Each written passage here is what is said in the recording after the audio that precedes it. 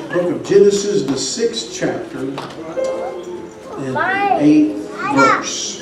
The Bible says, but Noah found grace in the eyes of the Lord. Noah found grace in the eyes of the Lord. Shake somebody and tell them, I'm glad you're sitting by me. I'm glad you're sitting by me. You may be seated. You may be seated. Years ago, my brother invited me to a golf tournament, and my mother was working for a company that was having a charity tournament, and there's going to be prizes for everybody, but it was a 4-man scramble, and so a lot of teams got involved because the grand prize was a trip to Pebble Beach. Now, if you don't know anything about golf, let me just tell you, you need to Google that place. That's where all the professionals play. It's quite expensive to play. And it was an all-expense paid trip for 2. So, knowing that somebody was going to win that, there were many, many teams that got involved. I think there was, if I'm not mistaken, there were 60 teams. I can't remember exactly how many, but it was a lot. And so my brother called and he said, hey, I'd like for you to be on my team. And he and I are both pretty good golfers. And I said, Kelly, when is it? He told me, and I said, man, I've got revival. I cannot do that. And boy, I was disappointed to quite, tell you the truth. It was like, man.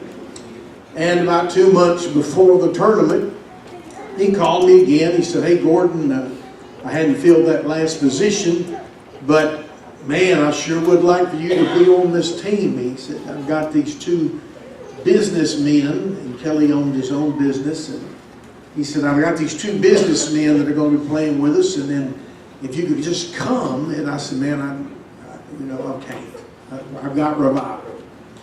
About 2 weeks before the tournament, the pastor called me, and he said, Brother Poe, we just cannot have revival. And I was thinking, God, why didn't you tell that dude that 2 months ago? You know what I mean? And I said, okay, well, that's the way evangelist life is. You don't want to answer the phone a lot of times because it can be a cancellation. And it's very hard as an evangelist to have something canceled and then pick something right back up. Anybody that's traveled will know that. And so I was like, oh, wow. And I told my wife, I said, I can't believe this, but I could have played. And Kelly called me up the week before the tournament. He said, hey, man. He said, I just wanted to open it up again. One of the guys that I had quit, can't come. So there's a spot open, and I just felt like I needed to call you. And I said, man, that's the will of God right there. And without even praying, it was just yes. And so I went back home, Longview, my mom's there. And one of the things that attracted me was that everybody was going to win some sort of prize. So I really didn't know what the prizes were till I got there. And when I got there, I knew about the Pebble Beach, the Spanish Bay, Spyglass, and I already got online and realized that this trip was worth around 10 grand. There was going to be a room on the 18th green, which overlooks the ocean. It was the room where a lot of the Hollywood stars stay, and a lot of the rich people play. In fact, back in those days, the one round of golf was $475. And that was before the fee for the cart and the caddy and all that. So it was quite expensive, much more than a redneck from East Texas can afford.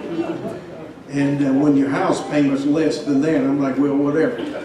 But so we get there, and I asked my brother, I said, what kind of prizes are they going to get? He said, man, look at that barbecue pit.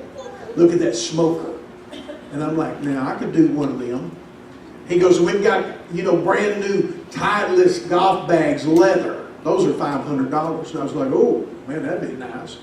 And we've got a tailor-made $500. Oh, that'd be great. We've got drivers and, you know, tailor-made drivers and Titleist drivers and clubs, full sets of irons that are $800 to $1,000. And I'm like, man, this is serious golf tournament right here.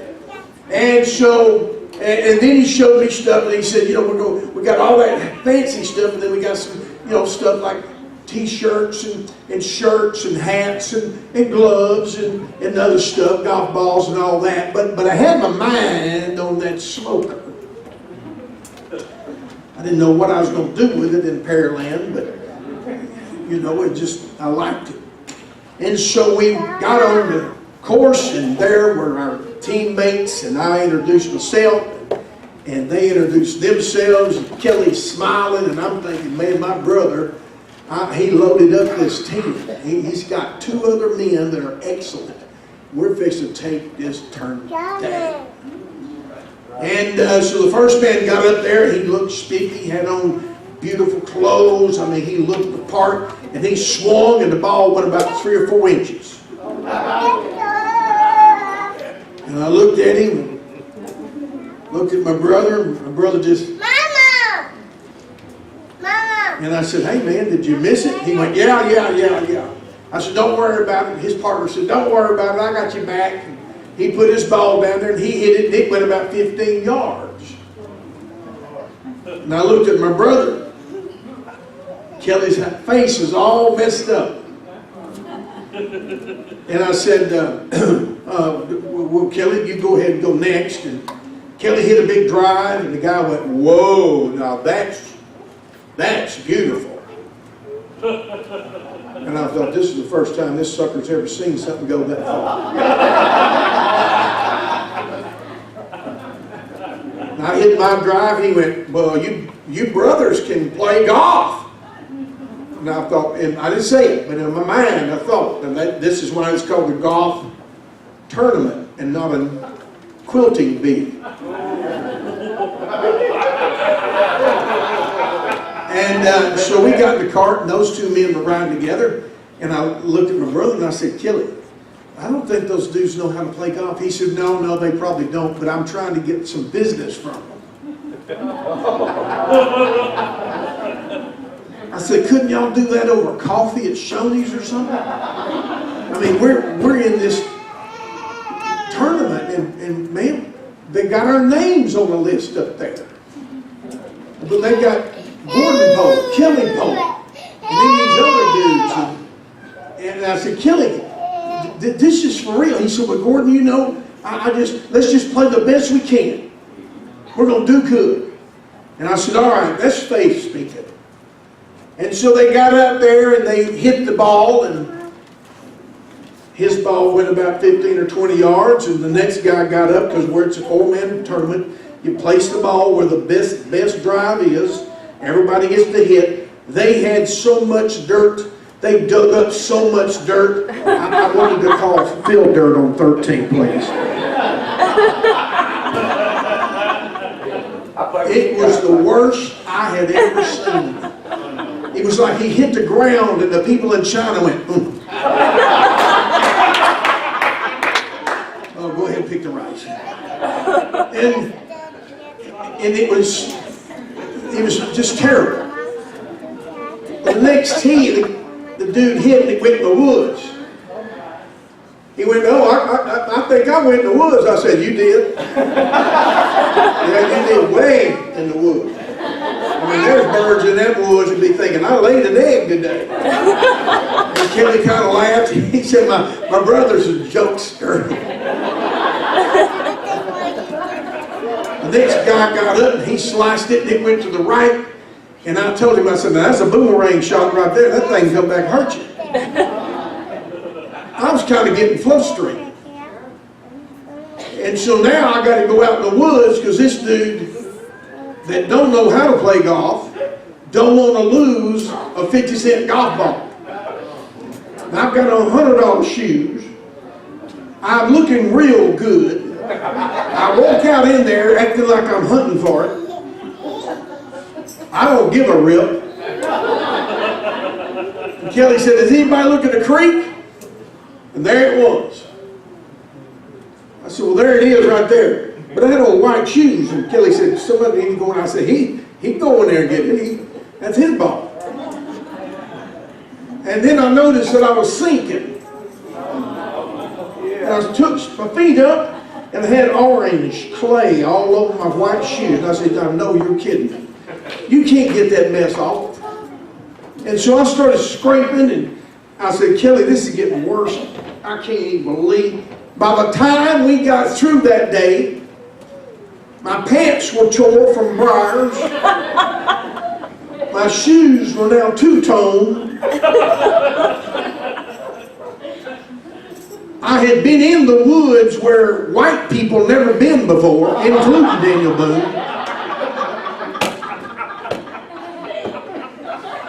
I was in there so deep, there were mosquitoes trying to talk to me. What are you doing in here? You know the last person to come in here didn't leave, right? I was so mad. And when we pulled up, I said, you know what's going to be worse than what I am right now? And Kelly said, what? And I said, if we're dead last. We pulled up, and I looked over there, my mama's standing there, and my mama's, you know, she's powerful in the Lord. And she's smiling, baby, did y'all have fun? I was just thankful the rapture didn't happen right then, because I went, sure. Yeah, God, don't come right now. And I looked up on the scoreboard, and we were last. Last. And that's when you don't want nobody to know your name. It's like, who are you? Don't worry about it, man. And so we get out, and Kelly said, don't worry about it. It's going to be all right, man. And the other two guys are going, man, this is the best day I've ever had.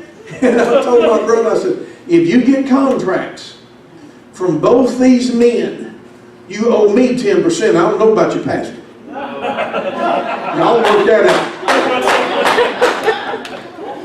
But they gonna be some checks coming down because I got to cover all this stuff that's tore up. And so Kelly said, don't worry about it, Gordon. Everybody's a winner. Don't worry about it. You're worried about things. And he said, you know, we're going to give away the barbecue pit. When he said that, I went, well, yeah, that's true. And he said, and the smoker. I well, yeah, that's true. And the drivers, yeah, that's good, that's good. He got my mind off of what I've been through. And so the guy started raffling off this barbecue pit. He was one of those guys that never had been to a raffle, and he read every one of the numbers. You know, there's 14 numbers on that, right? 0027157620891. I done got lost after the zero. So I'm like, what did he say? What did he say? And everybody's like, what? Finally, he learned. He realized all we got to do. There's only 64 men here, so you know, just use the last three numbers is fine. And so he raffled off. Hey, and people were like, that's me. And we were clapping like, hey man, good deal. Barbecue pit's gone. Well, good deal. Down the smoker. Hey, good deal. That's great. And he rattled off another number. We're going to do the Titleist golf bag. I'm going to kill him now. I really would like one of them. I'll tell you that right now. That's serious money right there. And then that left. And then the tailor-made golf bag left. And I looked at all the drivers, and they finally left. And the irons, and I'm saying, now God, you know I need some new irons. You know God. Now I'm praying. You see what I'm saying? I didn't change from being mad. Now I'm in a prayer meeting right now. I'm like, God, you know now. You know I need some new irons. You know I can't afford them. And every one of them were left, given away. They just kept, and finally it got to the golf balls, you know, and I'm like, well, you know, $50 a dozen for them Titleist Pro V1s. I said, God, hallelujah. And Mama standing there, and she said, well, I don't know much about this, but you're praying about everything. I said, well, Mama, them golf balls right there, $50 for 12. They're really, really good. And they gave all those away. And the guy held up a hat.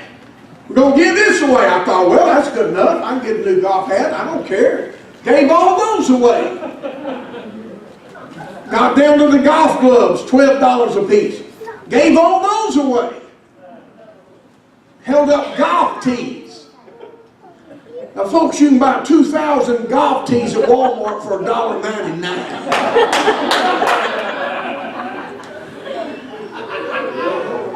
And I'm thinking, my God, I need some golf tees. Just get me some golf tees. And he gave all them away. And he said, well, we've given everything away. And I looked up at my brother. Kelly went, what? I said, I thought you said everybody was going to win something. He said, we did. I said, no, we didn't. You got a brand new hat on. I didn't even get golf tees. And Mama said, baby, it ain't over. I said, Mama, you don't know nothing about golf. It is over. They don't have any more prizes. I didn't get one. I have played under the pretense that everybody was going to win, and I did not win, which means my brother is a liar. And the Bible said all liars.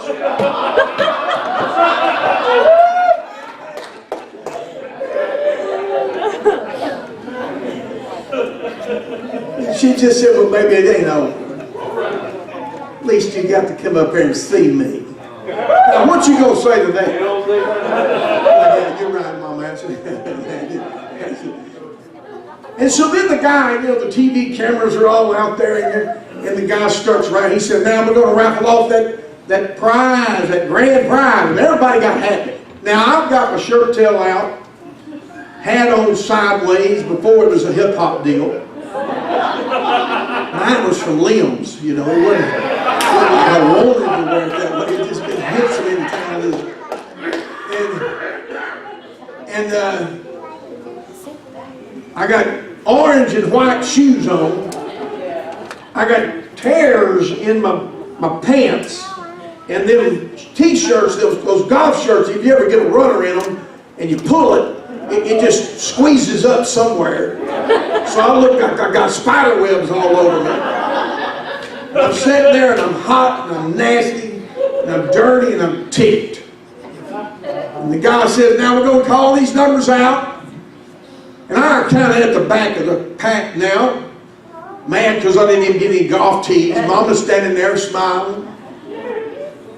I said, Mother, I said, this is so crazy, but at least I got to see you.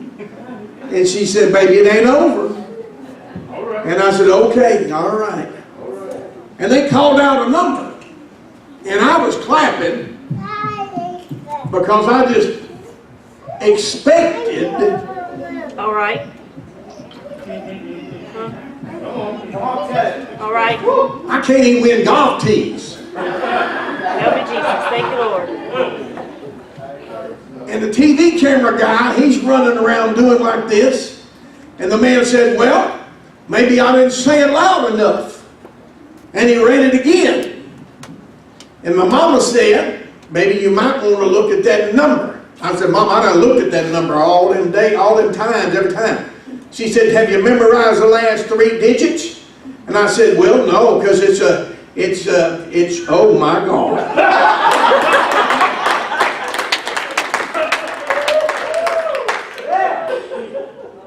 And so I hollered, hey, it's me. Raised my hand. And I heard as I ran to the front, I heard somebody say, who's that? And it just dawned on me that nobody in that crowd knew who I was. Just somebody. Come on. Come on. Come on. In a crowd. Come on. Somebody. Come on. I was just somebody that nobody knew. I'm going to preach for a few minutes. Come on. A somebody that nobody knew. All right. So when I walk up and get this prize, the TV camera's on me, and I hear now a bunch of people say, well, who is that? Who is that? They didn't know me. We fly out to California. I took my brother with me. And when I got off the plane, there was a car there. And some signs, Gordon Poe. Now, when I was walking through the airport, nobody knew me. Yeah, I've been in airports where the basketball players were and the Hollywood people, and everybody walking around like.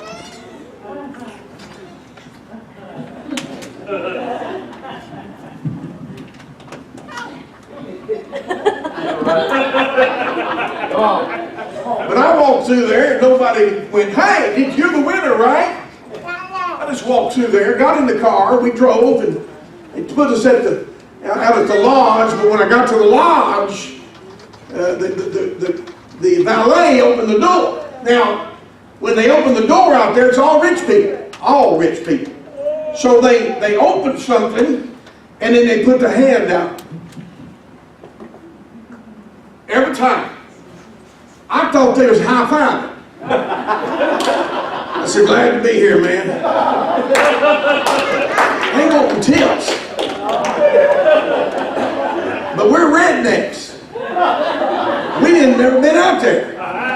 So they opened up the main doors, and we walked through and giving them, "Hey, glad to be here, man.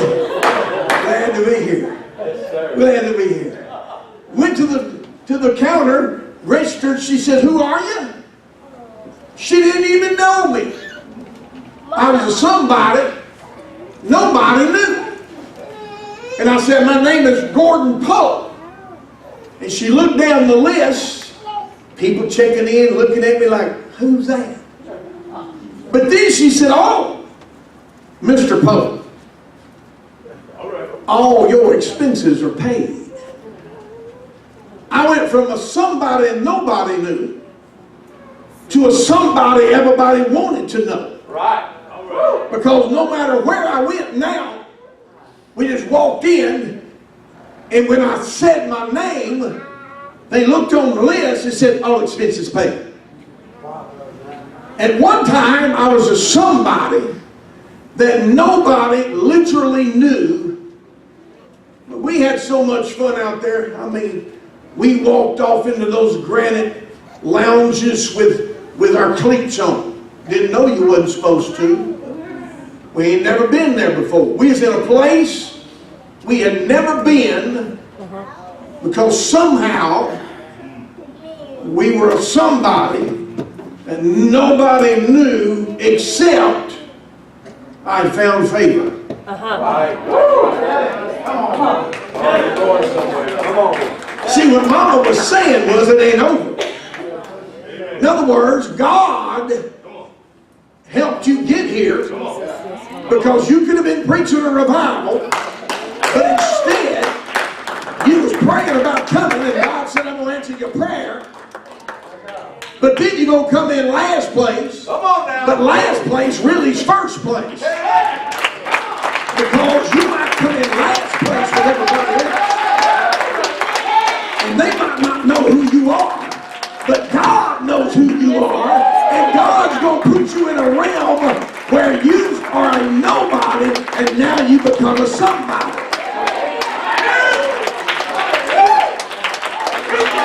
Amen. Now here's what I want to share with you. I'm trying to be easy with this. Now all them people think I got money. So I acted like it. All right. Because my bills were paid. Why would I want to eat a cheeseburger when I can eat a filet mignon? Did you hear me then? So when I walk into a restaurant, I didn't look like I was when I was by myself. I didn't look for the cheap stuff.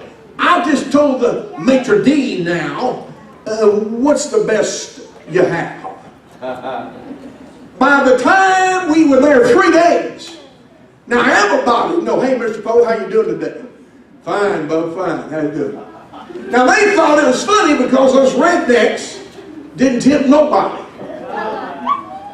But they thought we were so rich that now it was just fun knowing us. So I go into the store on the course, and that, but Gordon Poe, oh yes sir, what do you want? What do you need? I'm just looking, oh don't look now, everything's paid for. Well, okay, I want one of them hats. I'll get him a hat. I want one of them Pebble Beach shirts. Get him a shirt. Which color do you want, Mr. Poe? And so I'm walking around in the place where multi-millionaires and billionaires are. They think I've got their kind of money because their bills aren't all paid by somebody else. They're footing their own bills. But anywhere I went with my brother, they would say, all bills paid, don't worry about it. I never had been in a terry cloth robe. We opened up the room and there was gold everywhere. They better thank the Lord I had the Holy Ghost. In my old days, that'd have been stainless steel by the time I got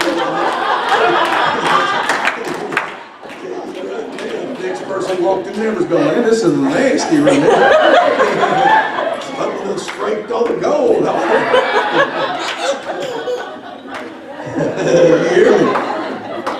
Now they have terry cloth robes over there, and they had gold showers, and they had an ice box, and everything you needed was in this ice box. Now, I don't know about y'all, but I don't drink anymore, but I pretended I did that night. And I sat out on the balcony with my brother with a Coke and a terry cloth robe and a Slim Jim. I said, now this is the way the rich people do it right here. They're buying $100 cigars. We can't do that, but we can do these Slim Jims all night. That's what we did. In other words, I was living in a place of favor. But I had to struggle to get there. I've been in the creek. I've been in the woods. I was torn, tattered. I was bothered. I've been angry. But somehow or another, now I'm living in a place of favor. And I done forgot all that bad stuff because now I'm living in a place where I'm blessed. I'm going to preach to somebody tonight. You might be a somebody that nobody knows right now, but once God's favor explodes on you, you're going to get known by a lot of people. Clap your hands and magnify the Lord.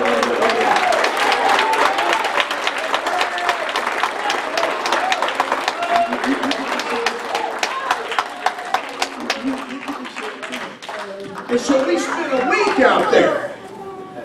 A week. He would say, you know, it was just like playing professional golf. There's people watching you tee off. A galley of people. People get nervous. I was nervous. I saw men that were multi-millionaires and billionaires that on that first tee box where there's about 500 people eating and looking, that they looked like the two businessmen who played golf in. They just woofed the ball. And I started getting nervous and sweating. I said, oh my God, I can't believe this, Kelly. All these people up here looking at us, my Lord, Jesus, you're going to have to help me hit that ball. Because when they'd miss, the galley would go, ooh. Ooh. And here, 400 or 500 people. Ooh. Ooh. And the two men we're paired up with reminded me of the two men that we had been playing before, because when the first one, the real tall one, hit, I don't even know where it went. I mean, there's only one thing that could ever know where that ball went, and that was Jesus Christ himself. Even seagulls don't even know where that ball went. The second guy went about 20 yards, and you literally heard, no. Everybody in here just go, oh. But think about if there was 500 of you. There you go. And so I'm praying. I'm almost doing a mass.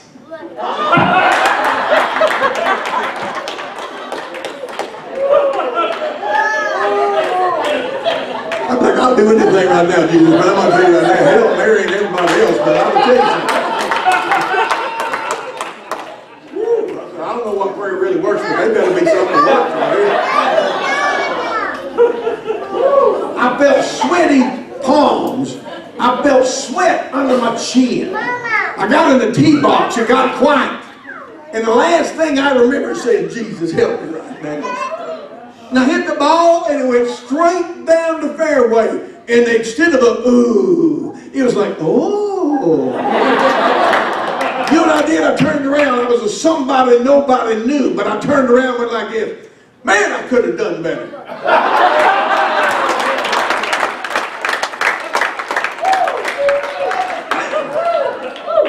Man, that's short for me. My brother, as I walked by, he looked at me, he said, whatever prayer you was praying, pray for me too right now. And I said, Lord, help my brother. He hit the ball, went straight down the middle. The crowd went, ooh. We got in the car, and I said, I'm going to tell you this right now, Jesus is on our side. But you know what happened?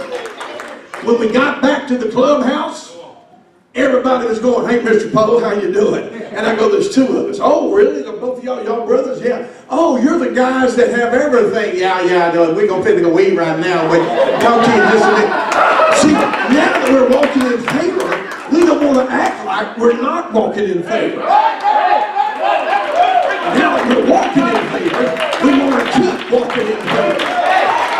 We don't want to go to the sun, but we can go to Pebble Beach Lodge, is what I'm saying.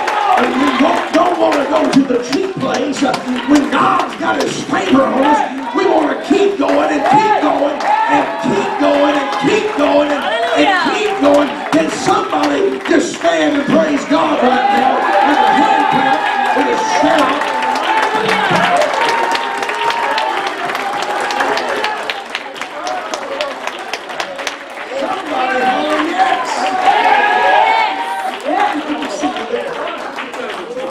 Reminds me of this little woman in the Bible.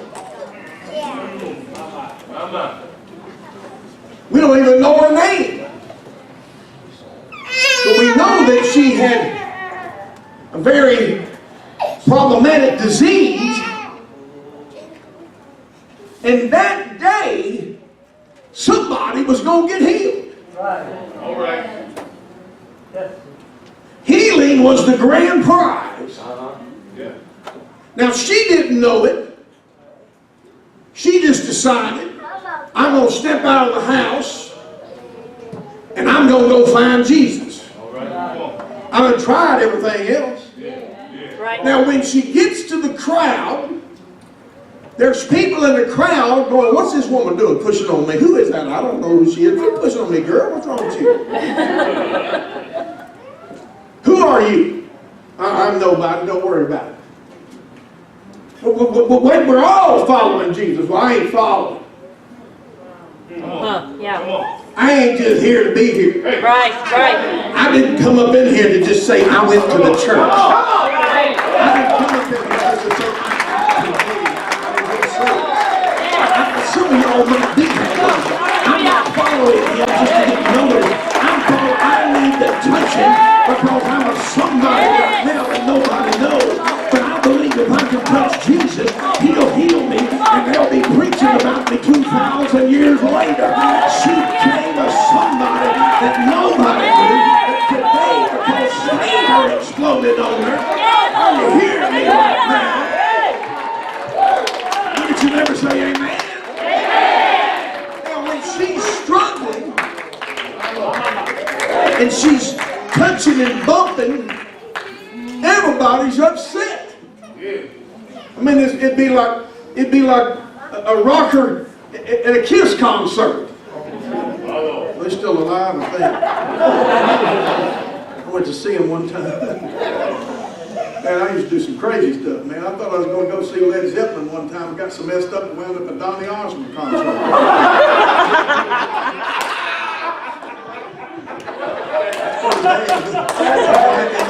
They had little fringe on their legs and come out of right suit.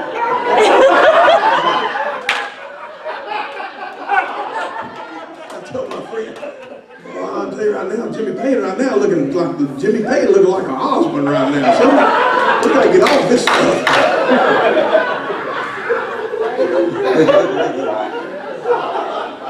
I was so messed up, I was talking to kids in the line, thought they was grown-ups. What's up, man? Thank you, Lord, for deliverance. Hallelujah. Thank you, Jesus. She said that day, I'm not here just to play around. Come on, Judge. Somehow I got to get up there close enough to Jesus. Come on, Judge. Because I know Yes. that if I can just touch him, Yes. he's going to change my life. Come on. Now, to get there, she had to, remember what I said last night, she had to get her giddy up. And then she had to step out no matter what everybody else said. She had to step out. I know they don't want me to be there. I understand they might not want me in the crowd, but I'm sick, they're not, so I'm just going to do whatever I got to do to get whatever I need. Whatever I got to do, if I got to push you, I'm going to push you. If I got to step on you, I'm going to step on you. But I'm not just going to let somebody take my healing from me. When I've come this far, why do I want to give up now? I've come this far, why do I want to give up now? Shake your neighbor and say, I'm not going to give up.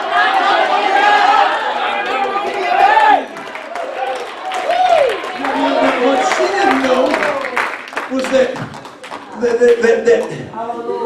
while she's struggling, the Lord is sitting up there, and He's got a favor. All right. Hallelujah. Come on. You don't have to get through that crowd. Come on. All right. And once you get through that crowd, did you touch him? There it is.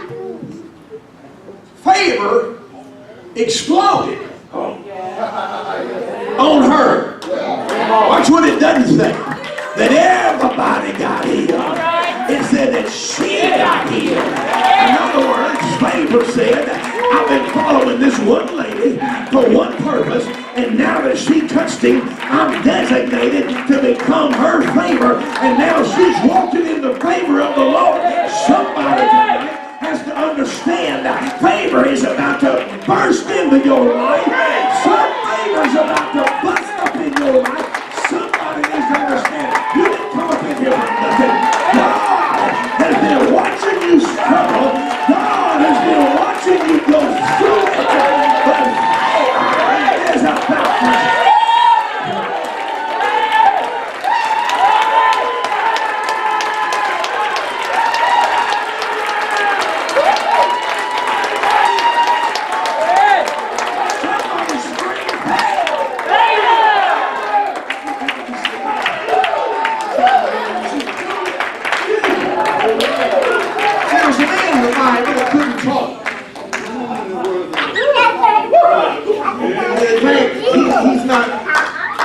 his name ain't listed either.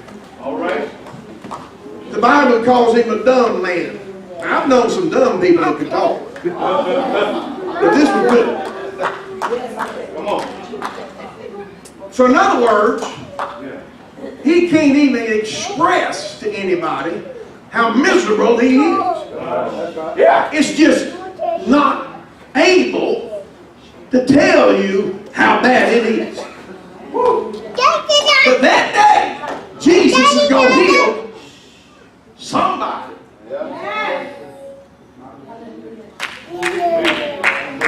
In other words, this little man was a man with no name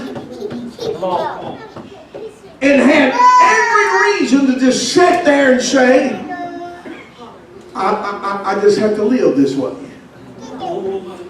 But favor is standing there. Come on. If he can just get God's attention. I'm fixing to explode on him. Now, I read to you a scripture tonight in the Old Testament. And it said, Noah found grace. Grace in the Old Testament meant favor. So the Bible says, literally in the Bible's language, not in English, that Noah found favor. God's about to wipe everybody out and start over, and he got to look at him and wait a minute. Man, I got to change my mind. I didn't realize there. Yep, that guy right there. That guy right there. Now I'm telling you, they put him through the traces for 120 years. People are going to mock him. They're going to laugh at him. They're going to criticize him. They're going to talk behind his back. But every day when he saw he's under favor. I don't want anything to hurt him. I don't want anything to hinder him. I don't want, in other words, I'm going to put a hedge around him. Somebody in here needs to realize that no matter what you've been going through, that God has already designated favor for you. He's already designated some favor for you. And favor can explode on you at any time, day or night. You don't know when it's coming, but you can't give up until it happens. Somebody scream favor.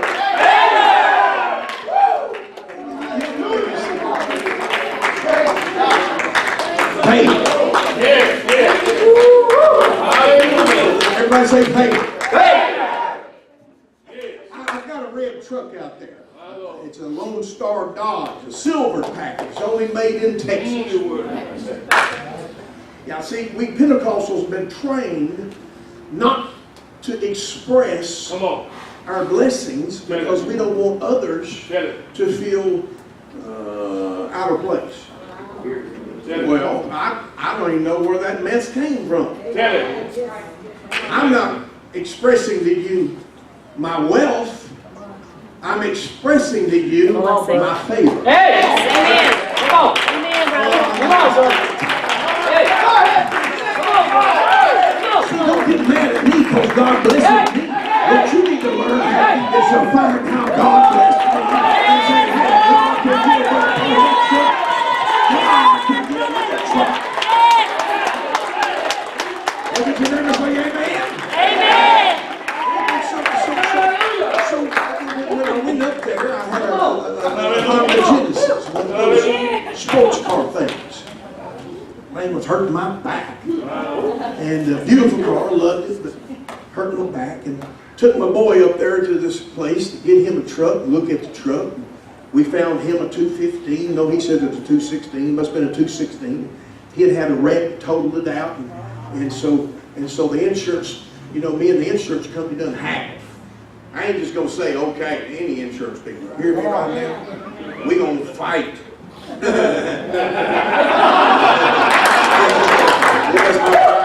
was like, no, I ain't taking that. I'm telling you how much money y'all made last year off me. No. I mean, you know, that's all we're going to pay. No, I ain't all you're going to pay. I'm telling you right now. It's just all you want to pay.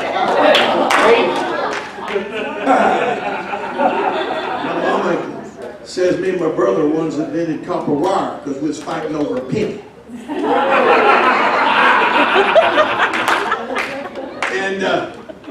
And so we go up there and pick this truck out, and we're in my car, and I park it right up in the front where I never park. I always parked it out to the side somewhere where nobody wants to. I don't want your ding. All right now. Okay, you gonna ding something? Ding your head. Don't ding my door. Amen. You know what I mean? If you gonna hit something, hit yourself. And so I parked it in the front, and Ginger's like, Dad, you never. I said, well, I don't know. It's just... And so while we're out here looking at his truck, the general manager's wife walks by my car. And she says, oh. And she goes in and tells her husband, hey, that's the kind of Jaguar I was talking about. And he walks out, where? It's a Jaguar. She said, right there. He said, that's not a Jaguar, baby, that's a Honda Genesis. She said, well, that's the car I'm talking about. That's the one I want right there. He said, well, we don't, that's not for sale. That's somebody here. I don't know who it is. It's somebody here. She said, we'll find out. Now, over here with my son. And they're telling me the price, and I'm like, no, that's not the price. That's the price you want. But that ain't the price. The price is going to come out of my mouth. All right. Did you hear what I just said? Yes, come on, sir. You just tell me what you want. But I'm the one who's got the money. Come on. So the price comes out of my mouth. My brother told one salesman one time, he walks in to buy a new car and he says, hey, I need somebody to sell me a car. And he said, this big old man come walking over there. Now, this is Kelly for you. Come over there. He said, no, not you. I need a skinny guy that's hungry. Yeah,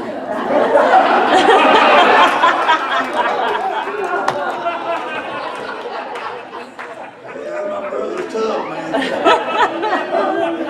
And so we heard a little bit. The guy finally, he says, well, what are you willing to give for it? And I said, here's what I will give, and I will not give $1 more. Not $1. This is what I'll give. He said, well, let me go talk to my manager. I said, now let me tell you this. We ain't going to play baseball. You go, I go, you go. If he says no, I'm gone. Because I ain't got time. I'm not going to stand up here no 8 hours and drink y'all's coffee. There's too many cars in Houston. Too many trucks in Houston. It's either that or sayonara, whatever that means. So he walks in and he tells the guy, here's what he'll give. And the man says, I don't think we can take that. He goes, well, I'm telling you right now, that's all he's going to give. And he says, hey, while we're talking, we can't find out whose car this is in the door. And the salesman says, oh, that's that guy's dad. That's the who's going to give. He said, oh, that's man's the guy that's going to buy the truck? He goes, yeah. He said, well, would he like to buy another truck? So he walks back out to me and he says, Mr. Poe, are you interested in a truck? And I said, well, I hadn't been standing here for nothing. If I was interested in a Volkswagen, I'd be over at the Volkswagen place. And he goes, no, I mean, would you like to buy 2 trucks? I said, for that money? Absolutely.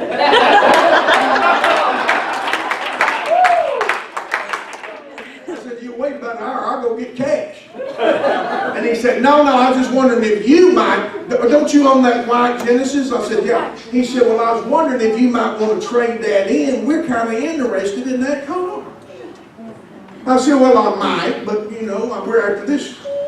He said, have you looked at our new Texas silver packages, only designed in Texas? I said, no, sir, I hadn't. Looked at it and I was like, that's a real pretty car. But we're talking about this truck. By the time I got home, the phone rang. Mr. Poe, yeah, we'll offer you X amount of dollars. Now, I done told Gentry, going home, this is what I'll take for the car. They hit it right on the number. Wow. The exact number. But then I thought,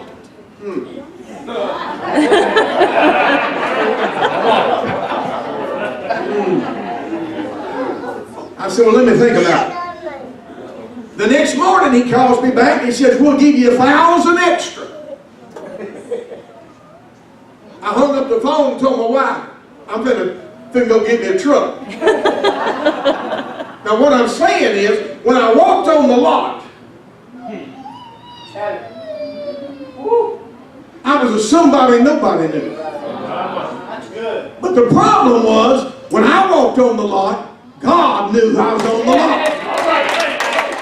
And so God knew that car was hurting my back, and God knew how much money I could afford, and God somehow, I've got a, y'all can go out there and look at it now, because y'all ain't going to believe this, but I don't give a flying rip, I'm driving it. I've got a $43,000 truck for $28,000. That's all I know. That's all I know. You said, how'd you do that? I don't know, and I don't care. I decided, I said, I'm getting off this parking lot as fast as I can. The only thing I can figure out is I was walking in favor. I'm talking to some people tonight that you need to start saying, I'm walking in favor. I'm going to get up the favor of God. I'm not a loser. I'm a winner. I'm not a loser. I'm a winner. If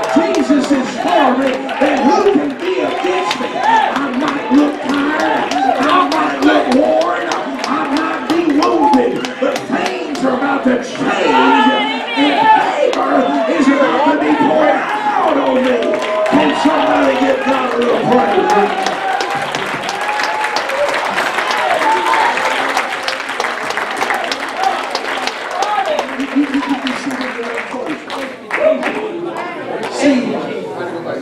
See, Carlos's mama in Denver, Colorado. There's a little baby up there that had a large bandage on his right elbow. In the times of refreshing, I've seen that baby 3, 4, 5 times. He was 4 years old.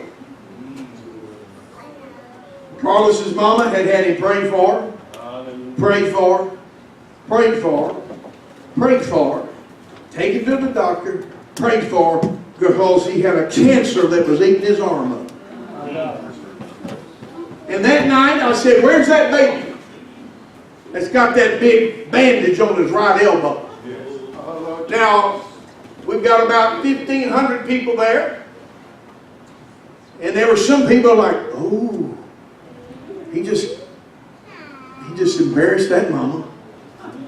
Oh. But not Carlos's mama. Right. Because Carlos's mama jumps up and starts bringing him down. And I told Brother Hale, I said, get the oil. And instead of just wiping it on her head, wiping it on the baby's head, the Lord said, pour it on the arm.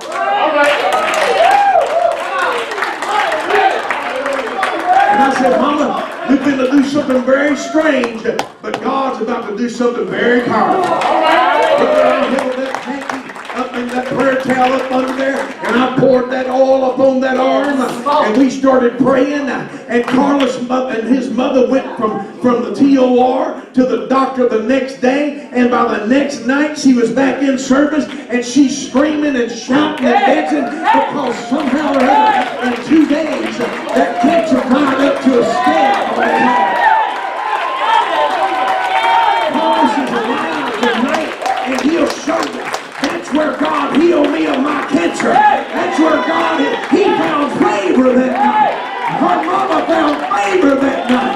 Mama said, I'm not going to struggle any longer. Somehow tonight, I got favor, and favor said, I'm about to explode on you. Somebody needs to give God a little praise right now. Somebody needs to give God some praise right now. Somebody holler, yeah.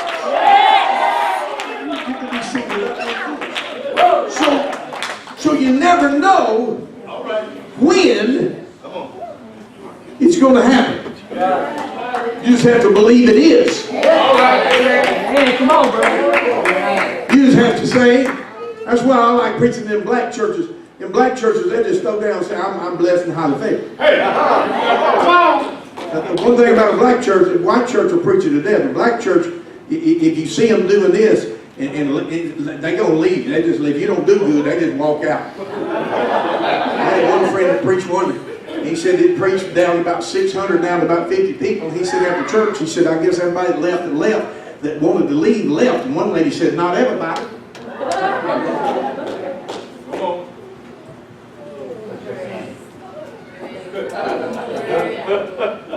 You can say the name of Jesus in a black church and they'll shout for 30 minutes.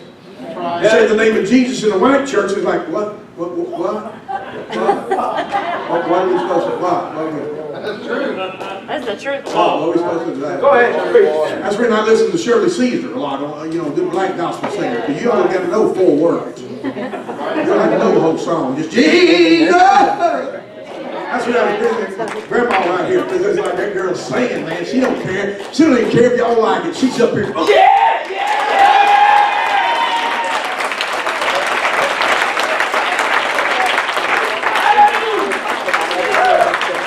You don't ever know when favor's going to hit. Some people miss church, and favor was right there. Come on. And they got to back up now, Scarborough. All right. Because favor said, if you'd just got out of your car one more night, and then let on to one more night, you go to your body, because you was under my favor. But if you ain't willing to push through the crowd, and you're not willing to get up from your house and you think I'm going to make a house call. Jesus just didn't make no house call on this woman. He said, I'm going to be doing my dead level best to have revival, and if you want what I got, you better get to where I am. Somebody holler yes. And so there's some people here tonight that are wounded. And in the midst of being wounded, that's when it's real tough to remind yourself, preach, because we all get this thing that walking in favor is a blessing. It's easy. I just touch it, it happens. But walking in favor, sometimes it's tough. All right, come on. Noah was mocked 120 years. Yeah. Now, I have never heard anybody else get mocked 120 years. All right. And he didn't even know he was in favor until the door closed. All right. And when the door closed, he looked around at his boys and said, I think we're fixing to float. I told y'all this is God's plan. See, some people don't want you to walk in favor because they don't want to. Hey, come on. They don't want to pay the price. And there's some people don't care if you get your blessing or not, as long as they can get there. But people that walking in favor is like, I'm not going to give up until I find it. I'm not going to give up until it hits me. I'm not going to give up until I see it. I'm not going to give up until I experience it. I didn't come to Lawton, Texas on a revival night just to sit around and say amen. I came up here because God can pour out favor on me. And this could be the service where He pours out His favor beyond my comprehension. I'm going to get a job that I ain't never had. I've been needing a job. And tonight might be the night that everything goes together and favor says, there it is. Somebody holler, yeah? I'm going to give you one more example. My little bride is sitting here. And folks, she was with me from the very beginning when everybody didn't want me to be a preacher. No. I don't even know if they still do. I mean, when I first started, I had every box checked in the wrong column. It was like, drug addict, yes. Thief, yes. Liar, yes. Drug dealer, yes. All of them was checked except homosexual.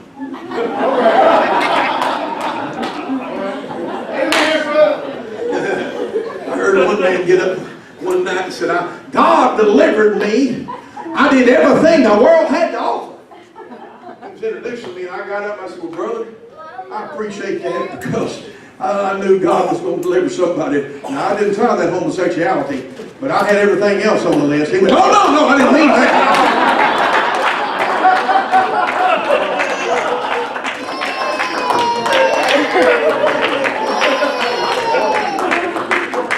One preacher get up at a camp meeting one time and said, I want you to know, all you preachers that say women are flirting with you, ain't one woman in my whole life, ain't one woman ever flirted with me. I walked over to his wife after church and I said, how does it feel knowing you married the ugliest man in the world? Ain't nobody flirted with him. Nobody. None.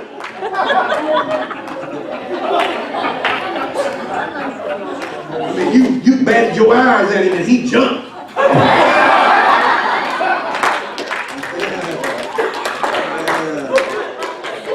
Some of y'all ain't gonna make it to heaven because you can't smile.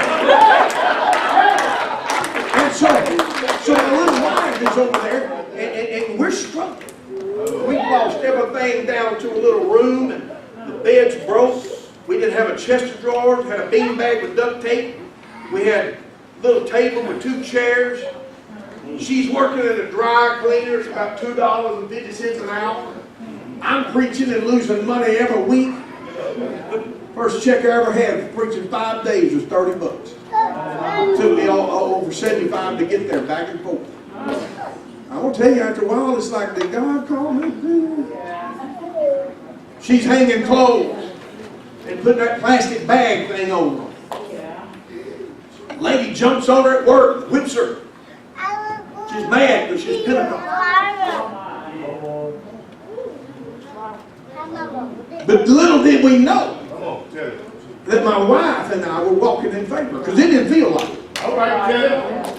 I mean, she can tell you, she'll back this up. I drove a long ways to preach a special service. And they gave me a check, and I told my wife, I said, listen, you put this in savings. And she flipped on the inside light, and she said, you better put it in the gas tank when we will get home. I said, what? Is it that bad? She said, you probably don't want to look at it. Now, she's hanging clothes in the dry cleaner. We didn't know we was walking in favor because it did not appear to be that way. And we got to praying, God, we're starving. We've hocked, sold. We're trying to do the ministry. My little wife's done got beat up in the dry cleaner. Now she's having to work with a lady that beat her up.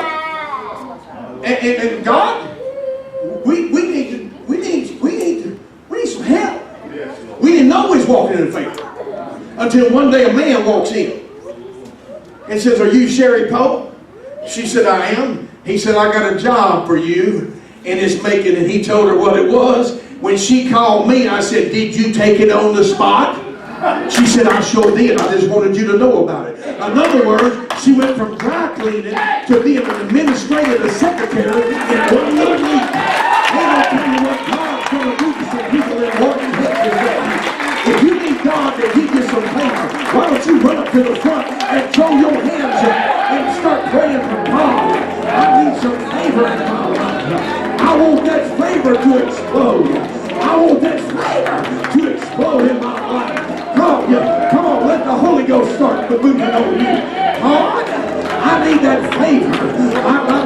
I've been overlooked. It feels like things are not going right. But God, I'm not going to give up till it's all right. I'm not going to give up till it's all gone. God, I'm not going to say, come on. God, right now, you know what they need.